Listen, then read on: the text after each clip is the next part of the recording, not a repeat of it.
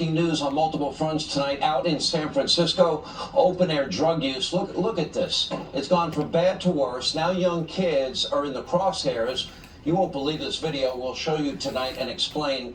We'll also show you a disturbing video from Minnesota tonight where young kids are seen berating police officers because they were executing a search warrant. You ever wonder what's happening to our country? And more developments tonight in the case of the New York City bodega worker. He is being charged with second-degree murder despite more video evidence bolstering clear self-defense, that argument. All of that is straight ahead.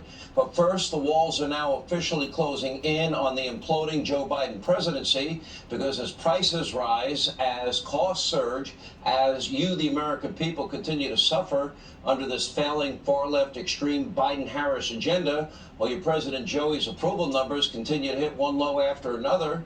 And get this, according to a brand new New York Times Siena poll, even the New York Times has Biden's approval at a dismal 33%, with Biden underwater with nearly every demographic, including young voters and independents.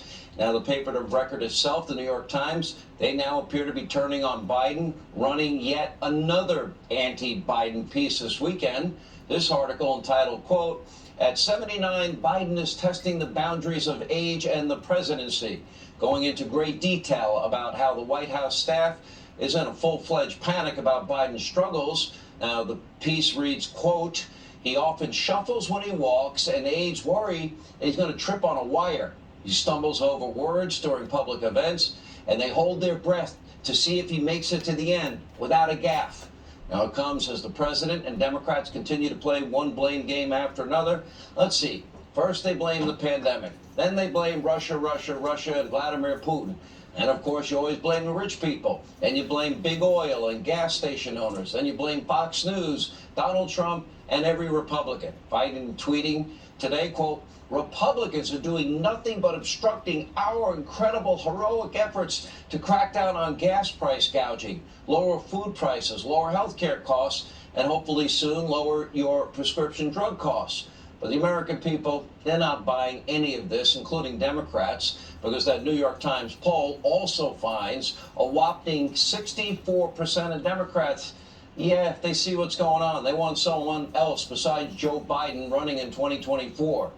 Now, of course, that means some Democrats are finally waking up to what we have been showing you night after night after night. We used to joke about it, but it's not funny anymore. Your President Joe Biden is weak, frail, and he is a cognitive wreck. And he continues to suffer one bizarre blunder after another. Here's Biden making yet another teleprompter flub, actually reading the cue instructions. You're not supposed to read them. You know, say it again, repeat it. Yeah, you're not supposed to read that part. Anyway, he did it, and he did it out loud, and then they lied about it. Take a look. "It is noteworthy that the percentage of women who register to vote and cast a ballot is consistently higher than the percentage of the men who do so." End of quote. Repeat the line.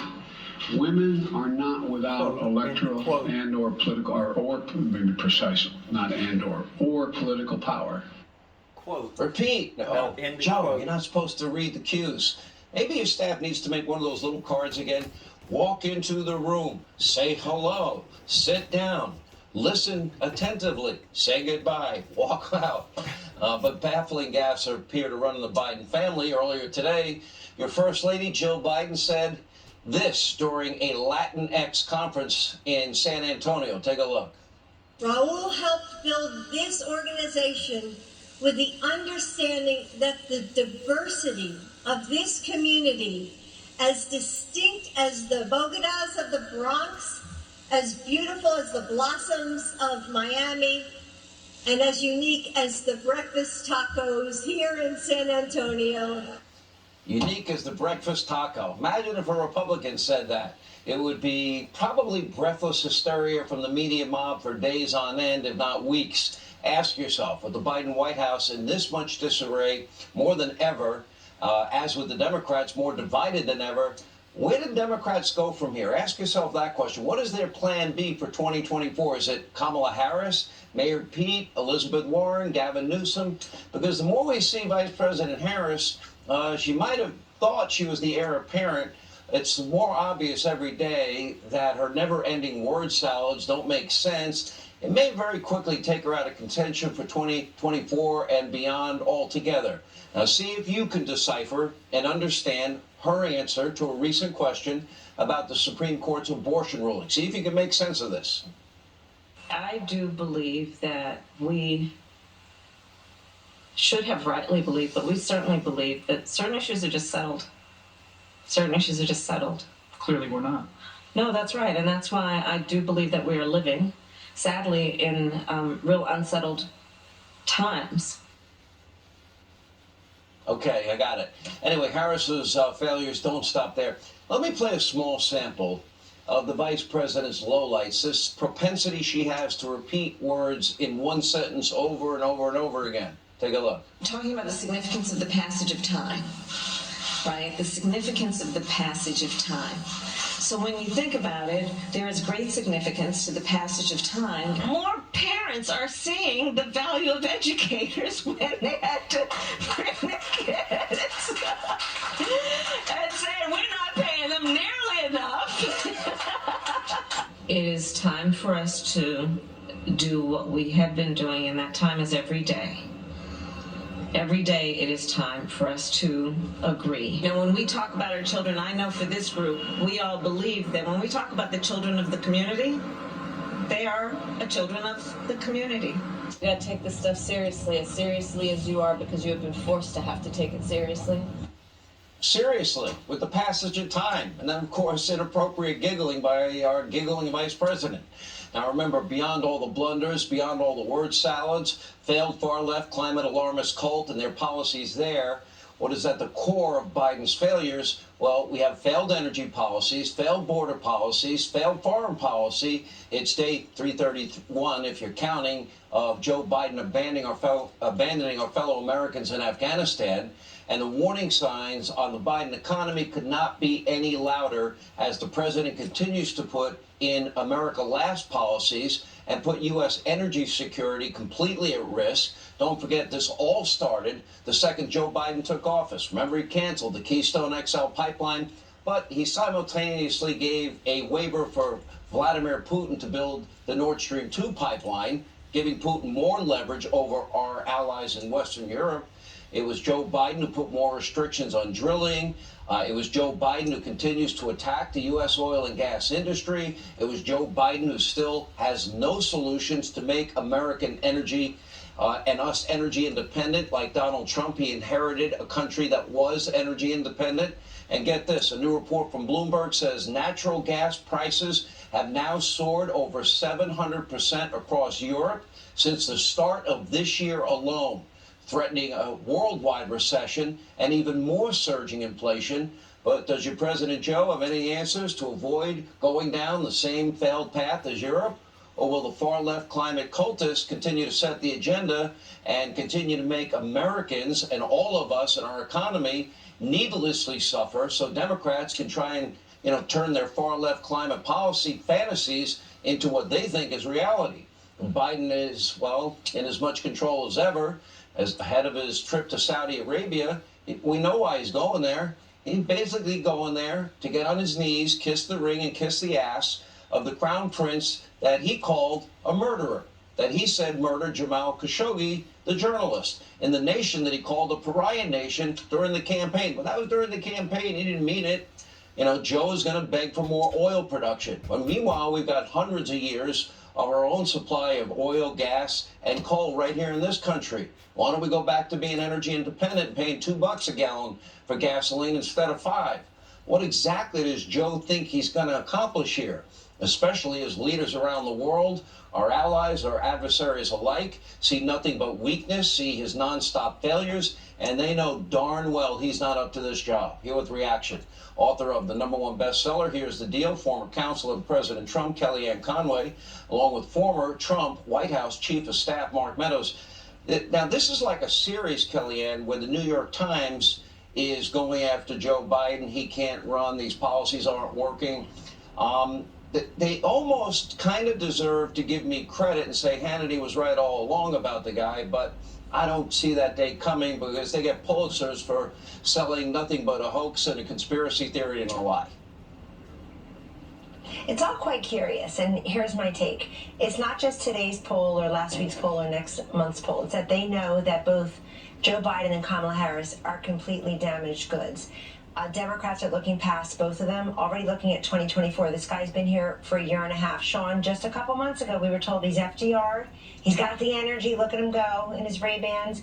He's got the mental acuity. Now they're done with him. I think they're worried about what's going to happen. I think they know he lied about talking to his son about China. They know that he lied about family members making money because they were connected to him and him taking government planes over abroad and doing that. So they know there's a storm coming. Also, we're about 5 or 6 weeks away from the 1-year anniversary of that deadly chaotic pullout of withdrawal from Afghanistan, where we left $85 billion worth of our intelligence and equipment within the wingspan of China, turned over Kabul and Afghanistan to the Taliban. Women in Afghanistan have fewer rights now because we have a female vice president here who can't even speak correctly. So they know all of this is coming. The second half of 2022 is going to be even worse than the first half. Now, the New York Times, let me just tell you quickly as a pollster, is notoriously pro-Democrat, pro-Hillary in 2016, pro-Biden in 2020. Just quickly. In 2020, they said Trump was going to win Montana by 6, he won by 16. They said he was going to win Kansas by 7, he won by 14. They said Joe Biden was going to win Ohio by 1, he lost by 8. He was going to win Florida by 3, he lost by 3. The list goes on and on. So their sampling is never really great. It's never really great for Republicans, always tilted towards Biden. And it's their poll. It's the New York Times poll that says 64% of Democrats want somebody beyond Joe Biden in 2024. 94%. That's basically everyone. 94% of Democrats under the age of 30 want someone other than Joe Biden. They're already talking about 2024. Nobody's inviting this guy on the trail with him in 2022. He's done. I think he's already been pushed out. He doesn't know yet. Kamala is not a prime candidate. Neither is Mayor Pete. Neither is Elizabeth Warren. You know, Mark, I look at who's suffering the most under these policies. A lot of it tied to the climate alarmist cult. And it's the poor, the middle class, people on fixed incomes. So much of this rooted in this idea that, well, we can import oil from Russia, Iran, Venezuela, OPEC, and the Saudis, but not produce energy domestically, knowing we have hundreds of years of supply where we can be self-sufficient. I'm having a hard time understanding that logic and allowing gas prices and energy prices and the price of everything else to go sky high. Well, Made in America is good for energy as well, Sean. You know that. And when you look at some of the polls that Kellyanne was referring to, one of those has 13%. 13% of Americans believe that we're headed in the right direction. That's pretty bad performance for Joe Biden. But here's the interesting thing. He could actually do something about it. But he's playing to the left. He's playing to his donors in California, his donors in New York, his donors in Boston. And what happens is they want the progressive green energy kind of solutions, and yet what he could do is fast-track drilling in America. They say, well, we've allowed more leases to happen. Yes, they have, but they haven't allowed more drilling to happen, and yet we could lower prices. I talked to a guy just the other day, a guy in the tree business. He says, I'm having to fill up. George is having to fill up his truck each and every week, and it's a reminder, a constant reminder that somebody could do something about it. And his words, Donald Trump did do something about it. It's time that we get him back in the White House. All right, same question, exit question for both of you. Kellyanne, what do the Democrats do in 2024? Lose. They're going to lose. Actually, I think Donald Trump has a better chance of being the Republican nominee than Joe Biden has of being the Democratic nominee right now in July of 2022. We've never seen anything like this. No, I think they lose, and then they argue with each other terribly because, look, they went backwards. We elected Barack Obama and then Donald Trump, two political outsiders who did not have connections to Washington, D.C. per se. Then we went backwards with a Loch Ness monster of the swamp, and I think Democrats will learn the lesson. I think Pete Buttigieg and Kamala Harris ruined themselves by being in this administration. All right, so Mark Meadows, who in your mind would be the replacement? Well, obviously they're going to lurch to their left. They're going to continue. You'll hear Elizabeth Warren's name a lot more than you have. Listen, Kellyanne's right. We're about to enter into the 60 days of blame and shame. Blame the blame the Republicans, blame everybody but Democrats, and shame. Hold your head low and suggest that you have nothing to do with this Biden administration because of the results. What we'll ultimately see is Joe Biden bowing out, and they'll distance themselves and hope that they can reclaim Congress after they lose it in the midterms here in just a few months. All right, Mark Meadows, Kellyanne Conway, thank you both. Now, with Biden's failures more and more undeniable, Democrats are more desperate than ever to distract you, the American people, with their one-sided January 6th committee show trial. Now, we confirmed that on January 4th, 2021, in a meeting in the Oval Office, the president requested up to 20,000 National Guard troops be made available for security at the Capitol, as the law requires. 4 of the 5 individuals in that meeting have confirmed it on camera. 2 testified to that fact before the committee. The committee's never played that for the American people. And remember, Biden's Inspector General for the Department of Defense, they did a long investigation into Trump's DOD and their response to January 6th. They not only found no wrongdoing, they said they did everything right. A key revelation, page 31 of the After Action report.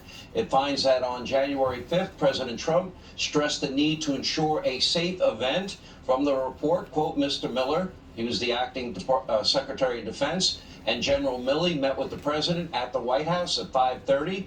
The primary topic they discussed was unrelated to the scheduled rally. General Milley told us that at the end of the meeting, the president told Mr. Miller that there would be a large number of protesters on January the 6th, and Mr. Miller should ensure sufficient National Guard or soldiers would be there to make sure it was a safe event. The Inspector General found that the DOD acted appropriately. Now ask yourself, why would the January 6th committee, especially if they don't want this to ever happen again, why would they ignore these very important facts, which are critical? Now, it's because this is not and never has been a serious investigation. This outcome has always been predetermined from day one, which is why this committee is relying on a hearsay testimony from a low-level White House staffer who bizarrely claimed, kind of without any evidence, just hearsay evidence. I'm not saying, I don't know who told the truth, who didn't, that the 45th president tried to grab the steering wheel of the limousine he was in on January 6th and claimed that she wrote a note to Mark Meadows telling anyone who entered the Capitol without proper authority to leave immediately. Now, there are 2 glaring problems here that the media mob continues to ignore. First, the presidential limousine driver and the lead Secret Service agent, well, they said they're prepared to testify under oath that neither man was assaulted and that Mr. Trump never lunged for the steering wheel. Okay, why don't we bring him in and see who we believe? Let the American people decide. But they still have not been called by the committee, which would help us get to the truth and let the American people decide all of that. And secondly, former White House attorney Eric Hirschman, he says he authored the note. That it is his handwriting, not Hutchinson's. So I don't know the answer. Why not hire handwriting experts? Let's see who's telling the truth. And by the way, if lawmakers really wanted to conduct actual oversight and protect the country, they might want to look into the current president and his zero experience son and his family's shady foreign business dealings, the syndicate that Joe lied about when he said he never talked to his son about it, not a single time. Because we're now learning more tonight about the Biden administration shipping oil from our strategic reserves to a Chinese gas giant that was linked to Hunter Biden.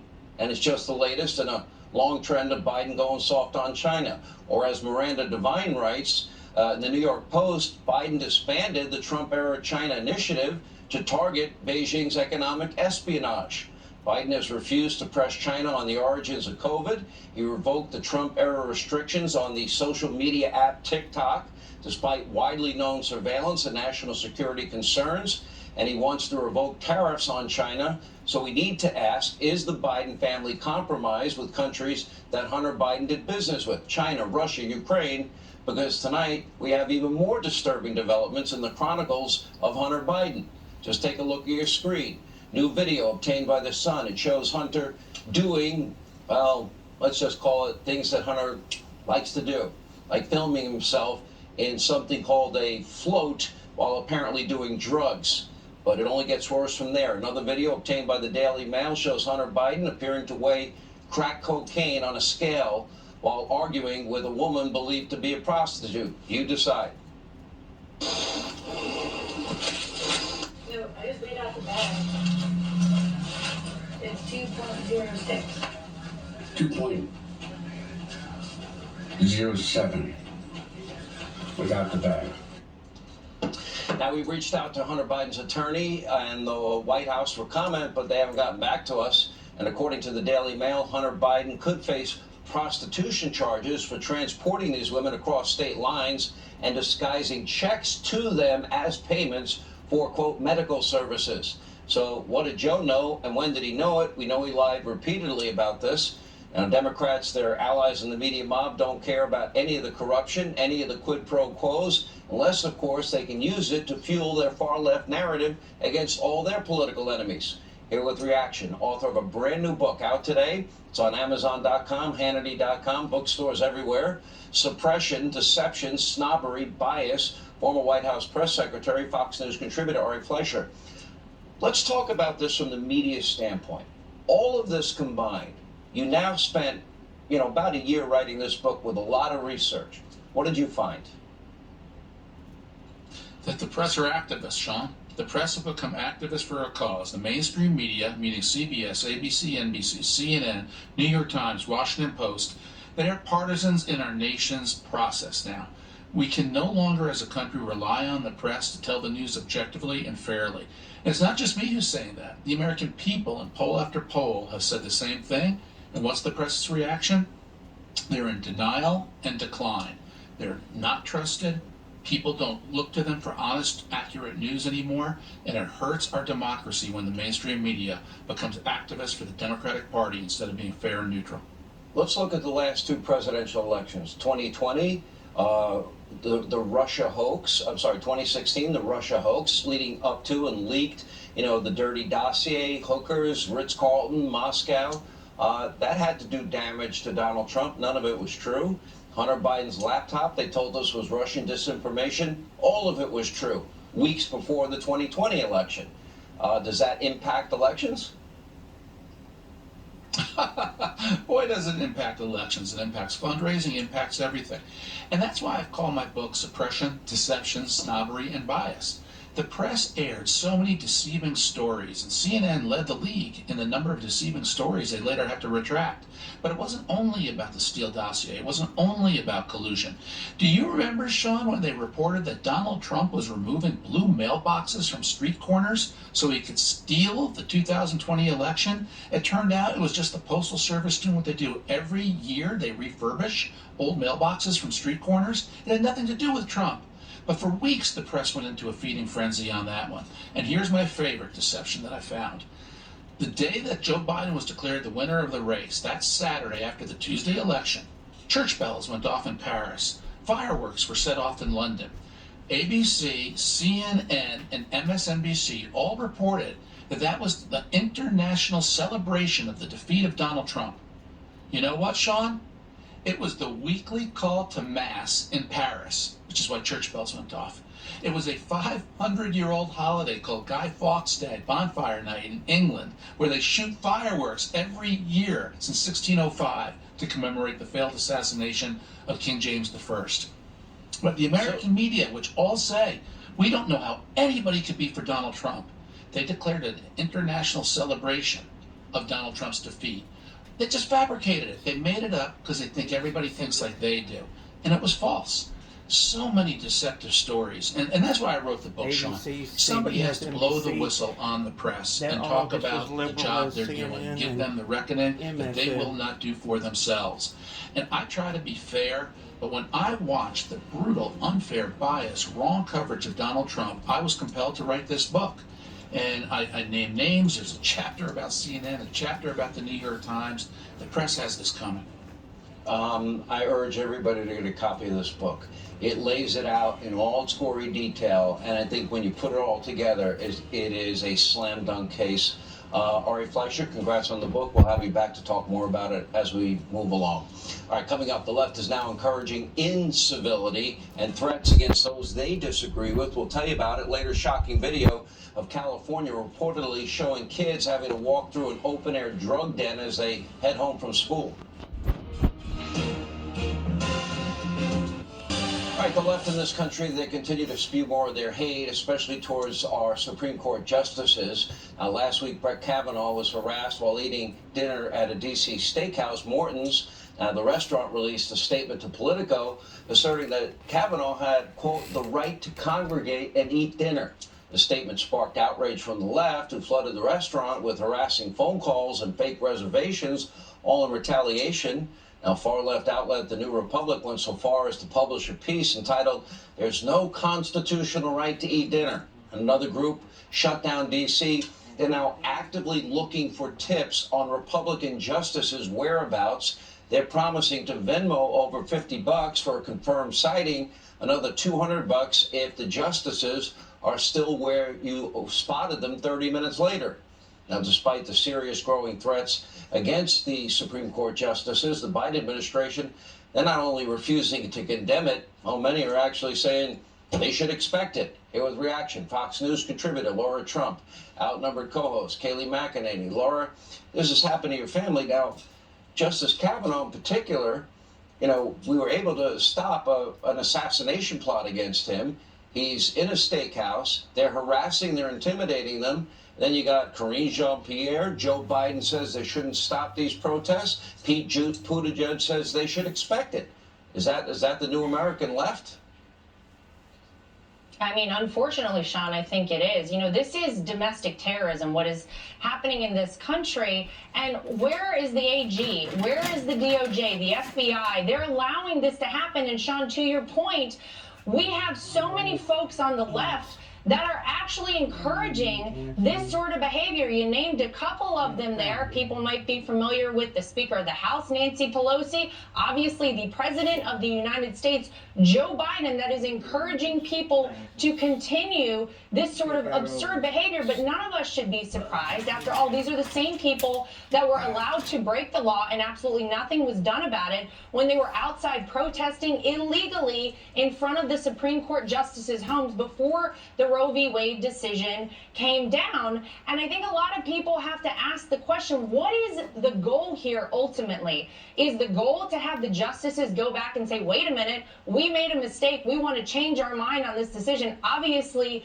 that is not going to happen. So one can only determine that the goal here is bullying, like the left loves to do, and intimidation, so that the next time there is a major decision made by the Supreme Court of the United States, they're going to have to think twice about it, because the message coming from the Democrats and the left is, if you don't reach a decision that we agree with, then anything goes. We will harass you, we'll harass your family. Heck, there might be attempts on your life made, but that is who they are now. They have finally shown all of their cards, and this is so antithetical, Sean, to who we are as Americans and everything we stand for. Our institutions were not designed to function like this. It's disgraceful and disgusting. The same people that were either silent or encouraged or said they shouldn't stop, like Kamala Harris, 574 riots in the summer of 2020, Kayleigh McEnany, the same party whose Senate leader is by name saying, you won't know what hit you, and that being Chuck Schumer, against specific Supreme Court justices, but yet they only care about one riot. They're not investigating any of these other instances. How's this going to end up? I don't think very well. Yeah, of course they're not investigating, because they simply don't care. That's the hard truth. Karine Jean-Pierre, the press secretary, said, oh, well, this is democracy. Oh, it's democracy, Karine? Well, pass along your address, please. I'm sure you'd willingly do that so people could protest at your home. And Pete Buttigieg, you referenced him. He said, people are upset. Okay, pass along your address, Pete. I'm sure you'd love it if people were doing this at your home. Meanwhile, what happened at Kavanaugh's home was not a protest. It was an assassin who came to his home. But Sean, the only reason this is allowed is because it's enabled by the media. Today, I Googled Biden condemning Kavanaugh assassination just to see if I had missed something over the weekend, if he had condemned it.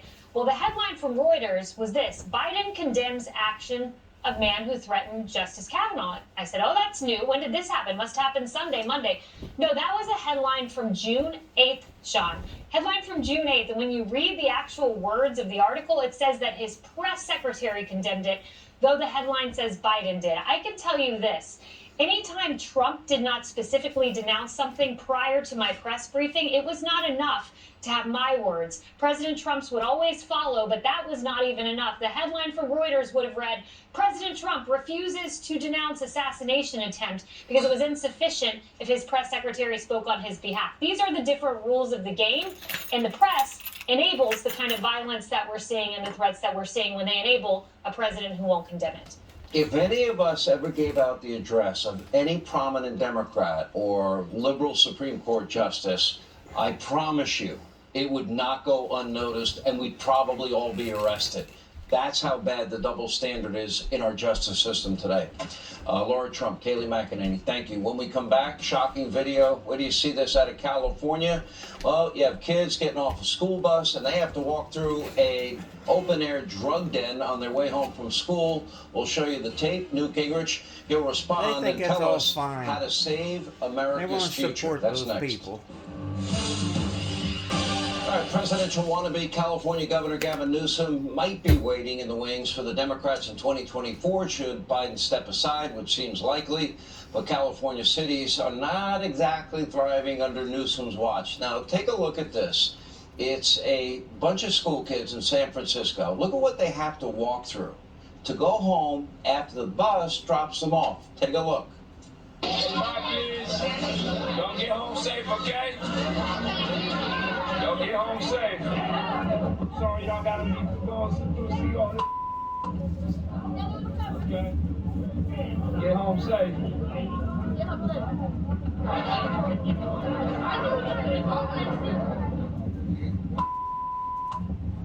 Come on, man.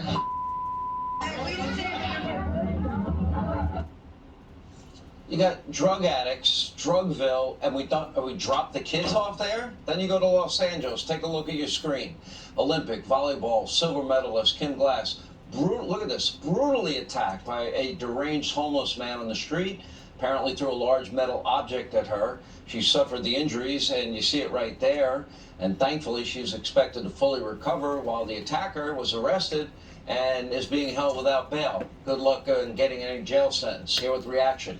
Author of the brand new book, Defeating Big Government Socialism, Fox News contributor Newt Gingrich. We're being in the way of the that economy, guy. Inflation, 41-year high. We have highest gas prices we've ever had. Got hit. We have open borders. We have a disaster in Afghanistan. You've got our schools teaching transgenderism to first graders, critical race theory, and then you have this Adam Schiff show in a lot of major cities in terms of law and order. I don't recognize the country, Mr. Speaker. Well, I think the big government socialists in the Congress and the governorships, I mean, Newsom would be the perfect Democratic nominee for 2024. He could campaign on the grounds that he will screw up the whole country as badly as he screwed up California, and you'd at least have an honest debate. The fact is that the policies they believe in, putting criminals back on the street, tolerating massive drug abuse, creating entire homeless communities that are basically open-air drug markets, having a system where the schools don't teach but spend lots of hours worried about what your race is and what your use of pronouns is, go down the list. And what you have is an alternative, almost religion. This is a theological fight. These people believe in an alternative world. It's not a political fight. It's not between left-wing traditional Americans and right-wing traditional Americans. This is between people who really believe in a radically different world, and they would change America decisively, 100%. Their closest parallel is Lenin and the rise of the Bolsheviks in the early 20th century, because the Bolsheviks were setting out to change Russia totally, to create what they called the new Soviet man. Well, you look at what these people, many of whom Biden has appointed to high government office. I mean, listen to what they say they believe in. And I think that this is part of why I wrote Defeating Big Government Socialism. This isn't just about one incompetent president or a handful of incompetent governors or congressmen. This is about a value system that's very deep, it's very wrong, and we have to defeat it both at the idea level and then defeat it at the ballot box. So I'll put up on the screen this book. Now, I've interviewed you many times. You're a #1 New York Times bestselling author. As I told you earlier today, I think this is the single most important book and timely book you've ever written. Defeating Big Government Socialism and Saving America's Future. You just mentioned that it has to be defeated. Well, that brings us to these midterms. That brings us then to 2024. We'll focus on one election at a time. It seems like we're at a point where we have irreconcilable differences in the country.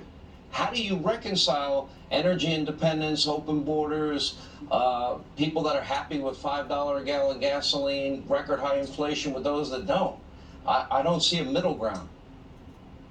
Look, as a historian, I think there are occasionally when you have a split and it ends when one side wins. And I think we're in a situation right now where we have to recognize that either the people who believe in the classic America of hard work, the Constitution, the rule of law, patriotism, the importance of the American flag, either that side is going to win or they're going to lose to a militant minority who are prepared to use the power of government to impose on the rest of us a radical value system. I mean, I talk to people in big corporations who are coerced every day into lying about what they believe because otherwise they'll lose their job. It's not just in schools, it's not just in the news media, but this whole spreading of what I think is a secular religion. And there I'm really quoting Theodore White all the way back in 1972, who said that the liberal ideology had become a liberal theology. And I think that's the case. I think you're dealing with people who are fanatics precisely because it's a religious belief system. Yeah, I call it the climate alarmist cult.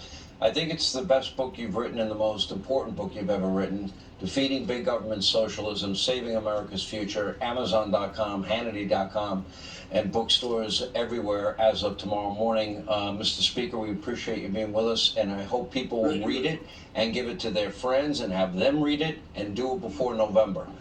Thank you for the warning. Thanks for being with us. All right, straight ahead, new developments. You know that New York bodega worker charged with murder, acting in self-defense? We have more footage and the words that he uttered prior to the incident. We'll play it all for you, and disturbing video showing kids heckling the police. Why? They're executing a warrant. Straight ahead.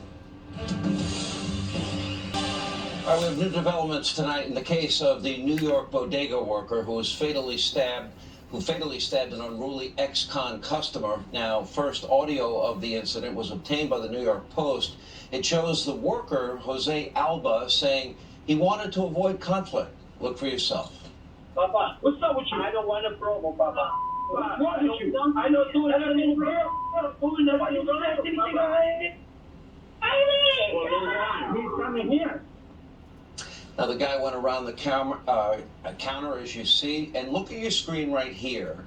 A new surveillance camera angle is revealing that the attacker's girlfriend drew a knife during the incident, and finally Alba, who's been charged with second-degree murder, appears to have acted in self-defense and expressed remorse over the stabbing. All of this comes as attacks and harassment against police continue from coast to coast. Look at this shocking video. Young kids reacting to police officers in St. Paul, Minnesota, executing a search warrant. Take a look.